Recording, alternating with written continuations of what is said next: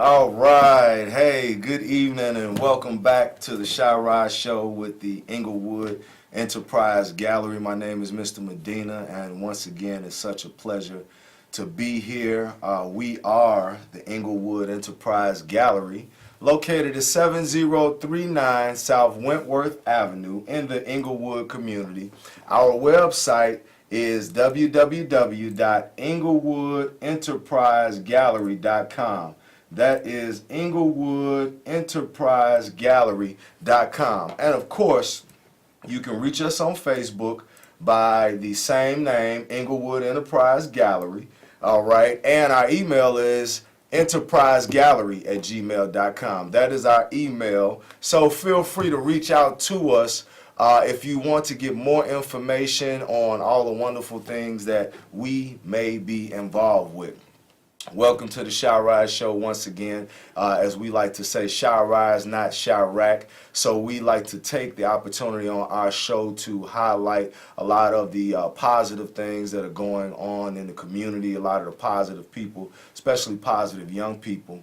And that's pretty much what we like to do and highlight at the Englewood Enterprise Gallery. And of course, a picture is worth 1,000 words, so I always, instead of just talking about all the wonderful things that we do at the gallery, I like to give you a picture, just a snapshot of some of the awesome stuff that we have going on. So just take a look at this and feel free to call in and let me know what you think. Englewood Enterprise Gallery, public art, all that wonderful stuff. This is our Longwood Art Garden.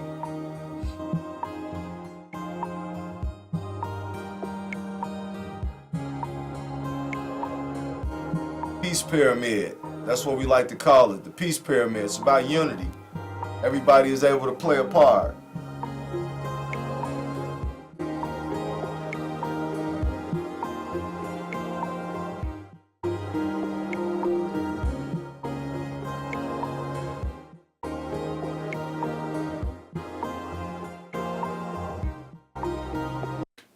All right, yeah, so that's some of the awesome stuff that we do at the Englewood Enterprise Gallery. That was one of our public art projects / agricultural project, and we like to call it the Longwood Art Garden, and thank the wonderful staff and administrators over there at Longwood and youth guidance, the people that we work with to help make that project a success. And at the Englewood Enterprise Gallery, we love doing awesome things like that, public art projects, art parties for children, paint parties, all those wonderful things. So definitely like us on Facebook, reach out to us, and get engaged with some of the awesome stuff that we have coming down the pipeline. Speaking of awesome things coming down the pipeline, one initiative that I really like to promote, and we are looking for more people to get involved with us on this initiative, we call Operation Book Box. Operation Book Box is we have orchestrated to help promote literacy like a lot of people do in their communities. We had some people who had called in who wanted to donate books. If we missed each other or something, please reach out again. Feel free to check us out, like us on Facebook, send us a message or give us a call, because we are looking for people who would like to books to help us promote literacy to young people and adults, and we are placing book boxes in various communities. So if you know of a place where you could help us place a book box, we get our young people involved in the process of decorating the book boxes, and we call it Operation Book Box to promote literacy, art, and creativity in the community. As a matter of fact, I think I might even have a picture about that one. Let me see what I have in the old repertoire over here. Let me just thumb through some of this stuff, because I love to show you what it's all about. How about this one?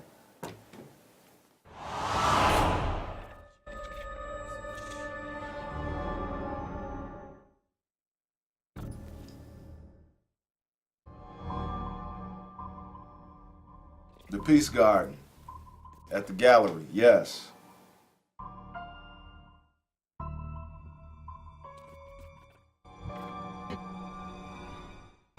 Paint parties, Operation Book Box, yes.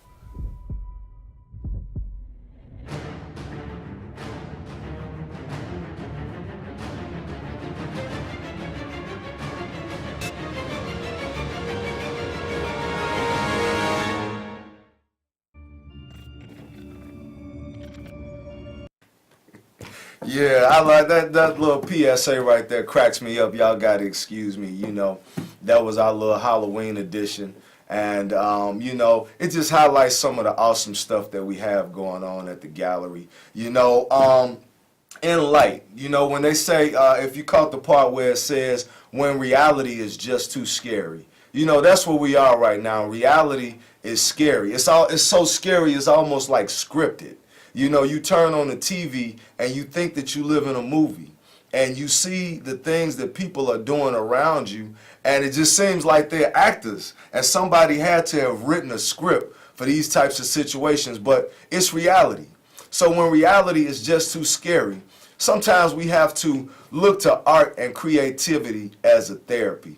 That's why at the Englewood Enterprise Gallery, we're all about creativity. We do paint parties and public art, and it's just all types of things that get us to engage our inner self and get us to open our third eye up so we can really see and observe and be aware of the things that surround us. The Englewood Enterprise Gallery, yes. It's a lot of violent stuff going on in the news. Somebody was telling me, why don't we talk about all this killing that's going on out here and whatnot? And to tell you the truth, it's so devastating what's happening out here in society. It really is hard for me to keep track. So also, why don't y'all call in and let's talk about that. Let's talk about the violence that's happening all over the country and all over the world, and what can we do about it? At the Englewood Enterprise Gallery, our solution is art and creativity. Of course, it won't solve all our problems, but it really gets each and every one of us to look at ourselves and the part that we play in the big picture and the small picture. That's what creativity is all about. When you look into yourself and you're able to take your emotions and put your emotions out on the canvas, or turn your emotions into colors that help transmit that idea and communicate that idea to other people. Art is really a heavy science when you look at it, and all of the ways that we communicate with each other, whether it be poetry or spoken word, whether it's art or multimedia, you are sharing with people what's on your mind. You're sharing with people how you feel, and another critical thing, is you also able to send messages to people, just like in hip hop, and other musical art forms. The creative side gets people open and stimulated, and then people are able to interject messages when you have people high off of emotion and creativity and all of that type of stuff. So, it's also important that we are aware of the type of messages that we send in our art forms when we send them, and the various creative aspects in which we express ourselves. Yes, we're getting kind of deep today at the Englewood Enterprise Gallery Shy Ride Show. Once again, we are the Englewood Enterprise Gallery. I'm Mr. Medina, located at 7039 South Wentworth Avenue, Chicago, Illinois, of course.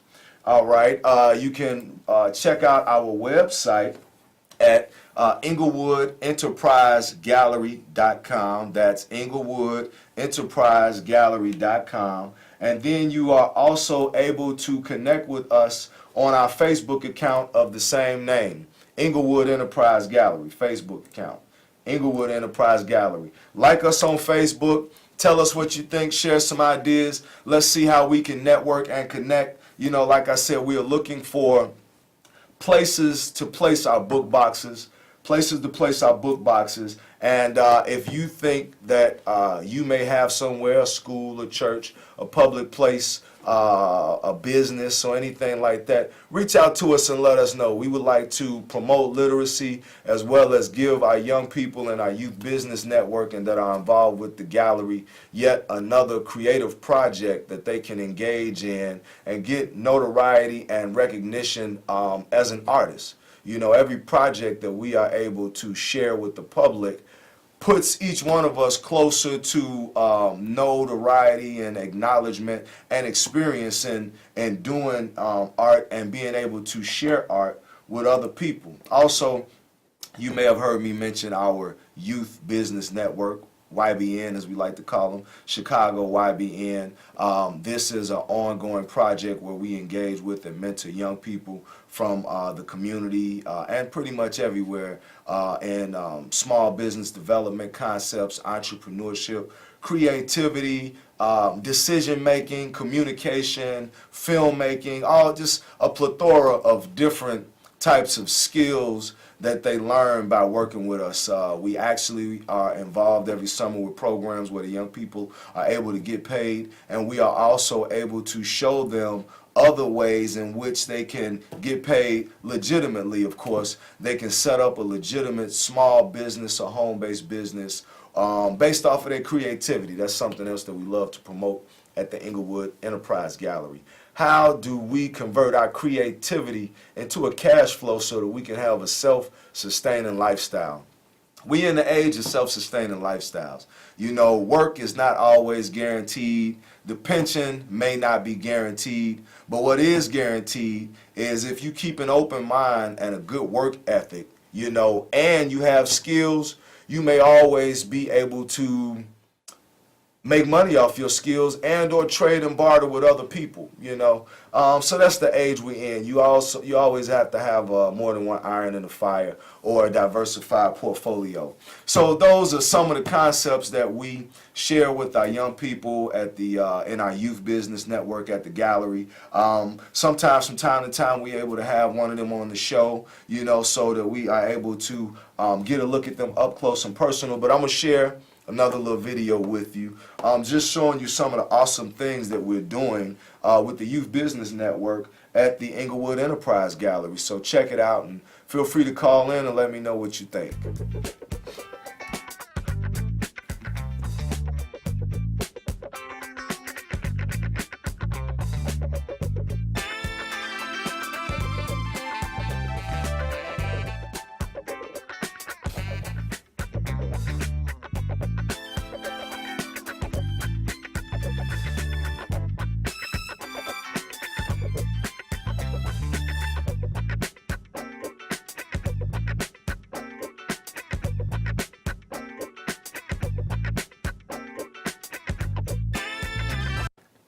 All right, yeah, I always enjoy watching that video. Uh-oh, sounds like I hear a caller ringing in the midst. Let me patch them on through because we know they're few and far in between. Caller, you on the line?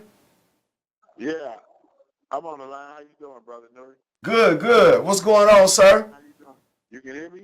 Yeah, I hear you good. Yeah, this ugly brother anonymous. Okay, anonymous ugly brother. I feel you. Right on, brother. Yeah, That's cool. Ugly people need love too. Yes, sir. I just wanted to pose this question. Uh-oh. When people kill a bunch of people in churches or in Las Vegas? Hold on, it got muffled. It got muffled when it started getting good. One more time. I wanted to pose this question. Yes. Can you hear me? Yeah, I hear you good now. I wanted to know why come white people, when they go out do mass murders, they're not considered terrorists.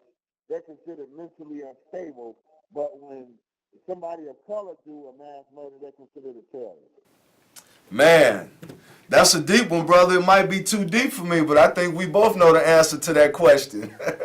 But, I mean, just keeping it real, I might need to bring one of my Caucasian brothers or sisters on the show so they can really answer that from somebody else's point of view, because I already know what I think. I think, you know, if that's what you're asking me, what I think that we know traditionally, if we look at history, unfortunately, and this might be too deep for some people, but you asked the question, so I'm going to give you my honest opinion, brother. Dark skin has always been demonized for one reason or another, you know, and any crime that somebody that has dark skin commits will always be far worse than a crime in the eyes of certain people, will always be far worse than a crime than that somebody of lighter skin commits, you know, whether that makes them, you know, white or whatever the case might be, you know. Unfortunately, many places in the world, America being one of them, you know, you have a culture that is like that, where people commit the same crime, but the judgment and the sentencing is different, for whatever reason. But I don't have all the answers, but I'm definitely open to somebody else's interpretation. That's why this is a live call-in show. The phone lines is getting hot. If somebody got a different spin on that one, I'm definitely open to hearing it. Some people don't think that inequality still exists, but, it's all based on opinion and perspective and or facts, depending on what type of facts you bring to the table. But, we're talking about violence. How do we prevent violence? It's kind of hard. It's kind of hard to prevent mass murders, and I don't want to get political because everybody got their spin on it. But being as ingenious as humans are and as sadistic and barbaric as humans have shown themselves to be traditionally, there will always be a way that one person will figure out how to torture and bring pain to large amounts of people. It might be firearms, or it could be dropping a bomb on people. Plenty bombs, excuse me, because I said drums, but I think that might be a slip of the tongue, because plenty bombs get dropped on people in the name of good. And I think deeply in my mind, I was probably thinking about drones, because drone strikes are popular nowadays among many people, and a lot of innocent people get killed from drone strikes. So it's violence all over the world. And how do we respond to it? How do we teach people how to love each other more? I think one way we start is by loving ourselves. I know it seems simplistic, and it's not that simple, but I think once again, art and creativity. Sometimes I might be upset and somebody that made me mad, and I'm huffing and puffing and flaring up, and my nostrils turn red, which is hard to tell because I'm dark skinned, but my nostrils turn dark brown, and I'm all upset, but I have to sit down and I have to write, which literary art, that's an art form. I have to write what's in my mind, maybe a poem, maybe a thought, share with myself. I have to look deep within myself and use a creative way to convert that energy. And I think that what we have to look more into is energy conversion.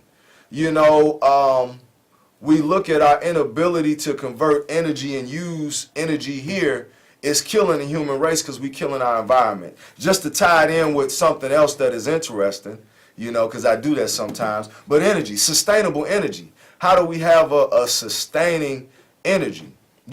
So negative energy and violent energy is also like that. I believe that you have to be able to convert that energy.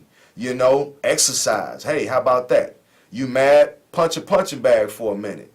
Do some push-ups. When the last time a person that got upset and just did some push-ups? Man, I think the phone line is ringing again, which is surprising. But caller, are you there? Yes, sir. All right, my man, what's going on, brother? My name's Ray. If this is a perfect world, everything you're saying up there would be perfect. But this isn't a perfect world. They just gave a guy who had AIDS, didn't tell his partners anything, 24 years in prison for that. Now, about different sentences, and, well, the people know they go third strike. Why do they do it if they know that this country is going to put him in prison for the rest of his life? Hispanics too. Like, I'm a Mexican, and believe me, I gotta think twice before I do any of that, knowing I'm going to go to prison for doing the third strike. So it's not a perfect world. For sure, it's not a perfect country here. But if people know what they're gonna get, why do they do it? Yes. Yes. I think that deep down, and I really don't know why, some people think that, and this might sound crazy, because I sound crazy sometimes, so excuse me, but some people think that they might be aiming electronic rays at our head, maybe in our sleep, maybe while we woke. It might be coming through that TV screen right now. You really don't know, what type of energies and vibrations you get yourselves open to. Some people willingly plug in to brainwashing and listen to it while it's broadcasted 1,000,000 times a day over the radio, but then we wonder why we act the way we do in our communities. You wonder why you act the way you do in your community. Listen to the radio. When the last time you listened to the radio to see what your people are really listening to? But hey, everybody has a choice about what they will choose to accept into their eyes and their ears and into how they feel and their perception. Another critical thing before my time is up, because they let me know we coming down to the wire, of course, is something very big to me. I think it's big that we've been doing at the gallery. Our family survival classes. The Family Survival Circle is something that we promote at the Englewood Enterprise Gallery, where we work to get families to come into the knowledge of preparedness, emergency preparedness. We need to get back into doing fire drills. You need to have a plan. There was a big internet scare. All the YouTube gurus and the Facebook, the Facebook gurus were talking about this EMP or whatever they call it, electromagnetic pulse, and all of this and all of that. It was very interesting.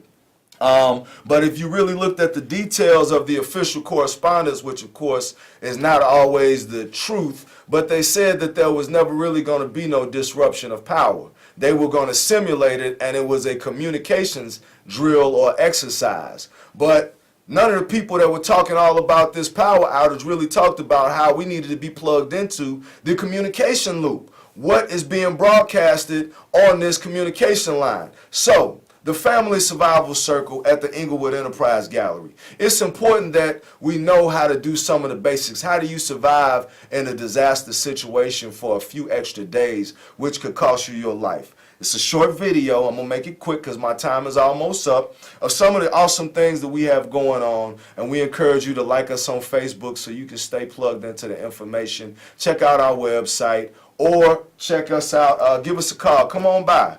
Family survival class. Everybody should be there. There we go. We're showing the children how to purify water using a few basic elements, most of them that can be found in nature. Just like the Cub Scouts, the Boy Scouts, and, the Girl Scouts with the cookies. Sternos for cooking your food. Caterers use them all the time. All different types of elements that are right around us that will help us purify water, which is the most critical, cook our food, generate heat. How do you build shelters? From nothing. It's all very important.